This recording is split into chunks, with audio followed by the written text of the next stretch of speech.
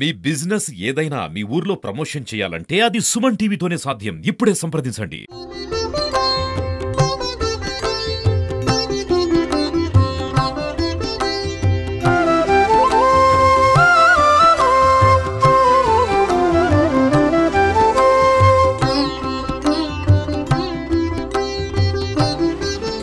ఓం శ్రీ గురుభ్యో నమః. హరి ఓం. శ్రీ వెంకటాద్రి నిలయ కమలా కాముకః పుమాన్ అభంగుర విభూతిస్తే తరంగయుతు మంగళం. శ్రీలక్ష్మీం వల్లభారంభాం విఖనో మునిమధ్యమాం అస్మదాచార్య పర్యంతాం వందే గురు పరంపరా. అందరికీ నమస్కారం. నా పేరు నారాయణం రాజశేఖరాచార్యులు.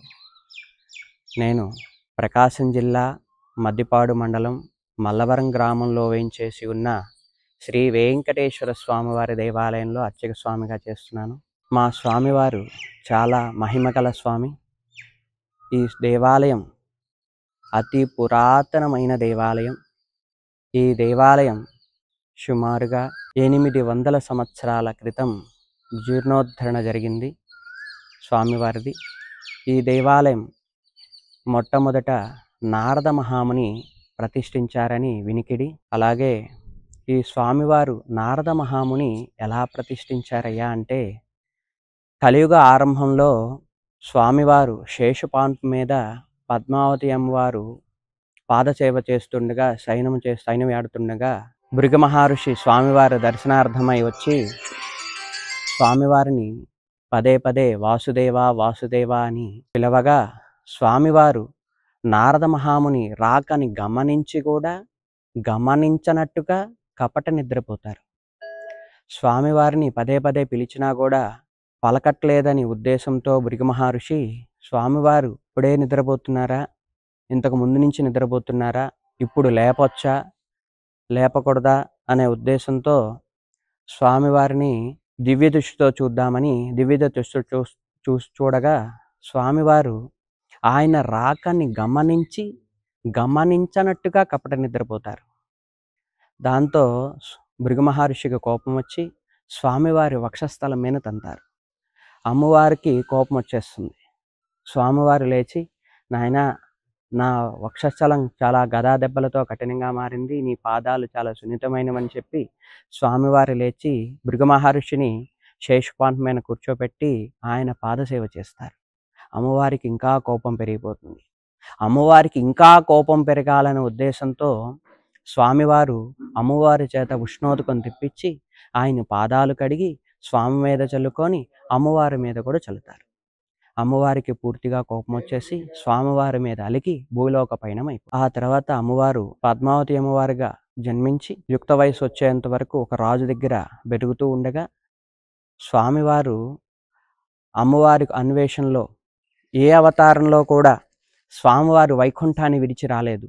ఒక్క వెంకటేశ్వర స్వామి అవతారంలోనే స్వామివారు వైకుంఠాన్ని విడిచి భూలోక పయనమయ్యి స్వామివారు అమ్మవారి అన్వేషణలో తిరుగుతూ ఉండగా పక్కన కొండ మీద స్వామివారు సేద తీరదలిచి, నేను ఈ పర్వతం మీద సేద తీరదలిచానంటే నేను బహుభార్య తత్వంతో ఉన్నాను స్వామి, నేను మిమ్మల్ని సేవించలేననగా స్వామివారు ప్రయాణం మళ్ళీ బయలుదేరి వెళుతూ ఉండగా ఈ మల్లవర పర్వతాగ్రేశ్వరుడు స్వామివారి సంచారం జరుగుతుందని తెలుసుకొని ఎదురేగి, స్వామి, నువ్వు నా పర్వతం మీద మీరు సేద తీరండి అని చెప్పి ఆహ్వానించి స్వామివారిని తెల్లవార్దులు షోడశోపచారాలు చేసి ఆయన సేద తీర్చి స్వామివారి విసనకరతో విసిరి స్వామివారికి సపర్యలు అన్నీ చేసి స్వామివారు తిరుగు ప్రయాణంలో నీకు ఏం వరం కావాలో అని పర్వతాగ్రేశ్వరుని అడగగా, స్వామి, నువ్వు నా పర్వతం మీద నివసించాలి అంటే స్వామివారు, అయినా నేను కార్యార్థమై వచ్చిన కలియుగం ప్రారంభమవుతుంది, కలియుగంలో పాపాలు ఎక్కువైపోతున్నాయి, దాని పరిహార్థమై వచ్చున్నా కాబట్టి నేను ఇక్కడ నివసించటం కుదరదు, నువ్వు సేవించుకోవడానికి ఒక తేజస్సుని విడిచి వెళ్తాను, ఆ తేజస్సుని సేవించుకోండి అని స్వామివారు చెప్పి తేజస్సుని విడిచి స్వామివారి ఏ ఆకారంలో ఉన్నారో మల్లవరంలో అలాంటి తేజస్సుని విడిచి వెళ్ళగా ఇక్కడున్న పర్వతాగ్రేశ్వరుడు, ఇక్కడున్న మునీశ్వరులు మాత్రమే కనపడే విధంగా ఆ తేజస్సు ఉండింది. వాళ్ళు మాత్రమే స్వామివారిని సేవించుకుంటూ ఉన్నారు. తర్వాత స్వామివారు వెంకటాచలం వెళ్ళటం, పుట్టలో ఉండటం, తర్వాత ఆయన తల దెబ్బ తగలటం, ఉకులాదేవికి చేరటం, తర్వాత ఉకులాదేవి దగ్గర సేద తీరటం, తర్వాత స్వామివారు అమ్మవారిని చూడటం, వివాహం అవ్వడం, తర్వాత స్వామివారు తిరుమలలో శిలారూపం దాల్చిన తర్వాత నారద మహాముని ఆకాశయామం చేస్తూ ఉండగా ఈ దేదీప్యమానమైన తేజస్సును చూసి దిగి వచ్చి తెలుసుకొని ఇది వెంకటేశ్వర స్వామి అంశ. ఈ కలియుగంలో స్వామివారిని దర్శనం చేసుకుంటేనే పాపాలు పోతాయనే ఉద్దేశంతో స్వామివారు నారద మహాముని స్వామివారిది విగ్రహ ప్రతిష్ఠ గావించారు. అలా స్వామివారి విగ్రహ ప్రతిష్ఠ, దేవాలయ నిర్మాణం అప్పటి కాలంలో నారద మహాముని చేతుల మీదుగా జరిగింది. అందుకే స్వామివారు మహా మహిమాన్విత స్వామివారు ఇక్కడ. తర్వాత స్వామివారు కొన్ని దేవాలయాలు ధ్వంసమైపోయి 12వ శతాబ్దంలో అద్దంకి అనవేమారెడ్డి రాజు గారి కుమారుడు మల్లారెడ్డి గారు ఈ దేవాలయాన్ని మళ్ళీ పునరుద్ధరణ చేసి స్వామివారి నిత్య నివేదన కైంకర్యాల కోసంగా సుమారుగా 300 ఎకరాలని స్వామివారికి ఇచ్చి ఉన్నారు. దాని మీదతో అర్చకులకు, పరిచారకులకి, భోగం వాళ్ళకి, ఎట్టి వాళ్ళకి, మోతకాపులకి, స్వీపర్కి అందరికీ కూడా ఆ పొలాన్ని పంచిపెట్టి స్వామివారి కైంకర్యాలన్నీ కూడా చేసే విధంగా ఈ పొలాన్ని అంతా పంచిపెట్టి స్వామివారి కైంకర్యాలన్నీ కోసంగా చేసి ఉంచారు. ఆ తర్వాత కాసులదారు కాలంలో కొంత పొలాలన్నీ అన్యాక్రాంతం అయిపోయాయి.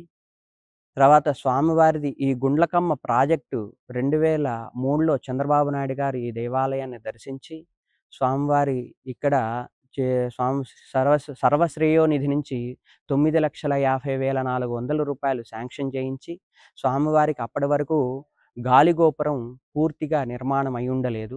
దాని నిర్మాణం, మొహమండపాలు, ధ్వజస్తంభం, యాగశాల ఇవందుల భక్తుల సహకారంతో, చంద్రబాబు నాయుడు సహాయ సహకారాలతో ఈ దేవాలయం పునరుద్ధరణ జరిగింది. అలాగే ఇప్పటి వరకు శ్రీవారి వనం అని స్వామివారి పేరుతో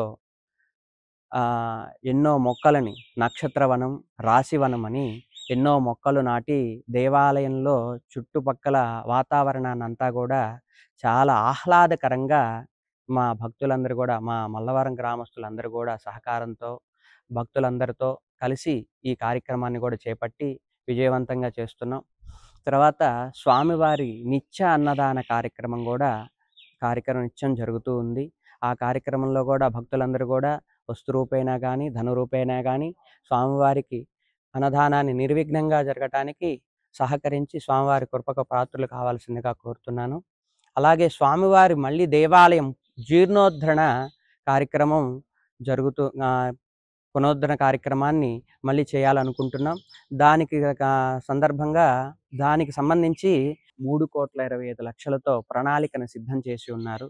భక్తులందరూ కూడా ఈ కార్యక్రమాన్ని నిర్విఘ్నంగా ధన రూపేణ, వస్తు రూపేణ ఇచ్చి స్వామివారికి కృపకు పాత్రులు కావాల్సిందిగా కోరుతున్నాను.